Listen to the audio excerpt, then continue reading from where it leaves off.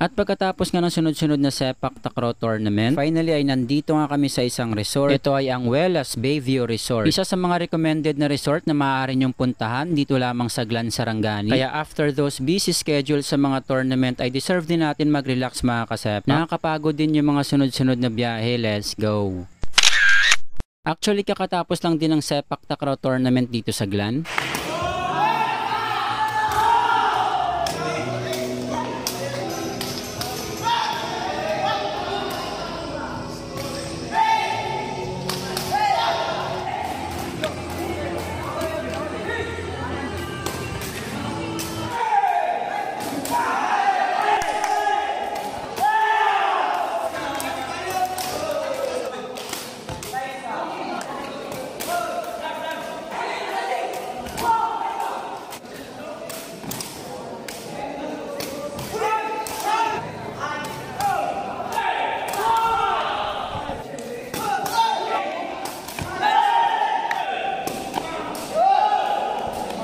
Kaya after ng laro ay dumiretso na kagad kami dito. Hindi na namin pinalampas to kasi paminsan-minsan lang tayo makapag-relax sa dagat. At syempre gusto naming pasalamatan ng may-ari ng resort na to. Walang iba kundi si Sir Nel Morales. Big shout out to you sir. Maraming salamat talaga sa pag-welcome sa amin. Siya po yung papa ni Dato mga kasepak or ni Matthew Morales. Isa din siyang sepak takraw player noon. Kaya syempre dito naman ni Dato yung pagiging takrawista niya sa papa niya. At syempre big shout out din sa mama ni Dato. Yan yung misis ni Sir Nel. Maraming salamat talaga sa inyo ma'am sir. Kung hindi dahil sa inyo ay hindi kami makapag-relax dito kaya thank you.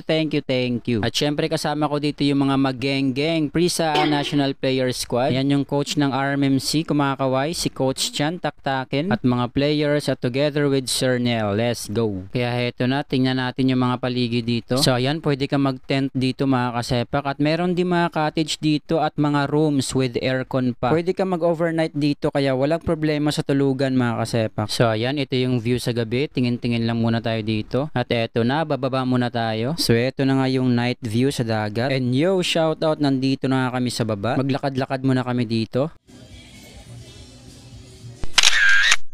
The next day. Good morning mga kasepak. Eto na nga, umaga na and it's swimming time na. Dito sila, magsan nila maabot ka ron. Dito 30 minutes. Okay, ito na nga, sumakay na kami sa isang bangka para mag-ikot-ikot dito.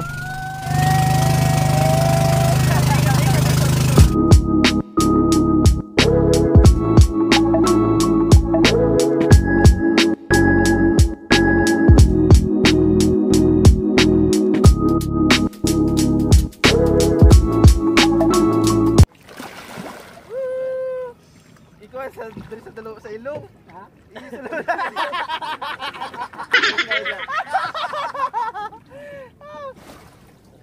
Ay, thank you.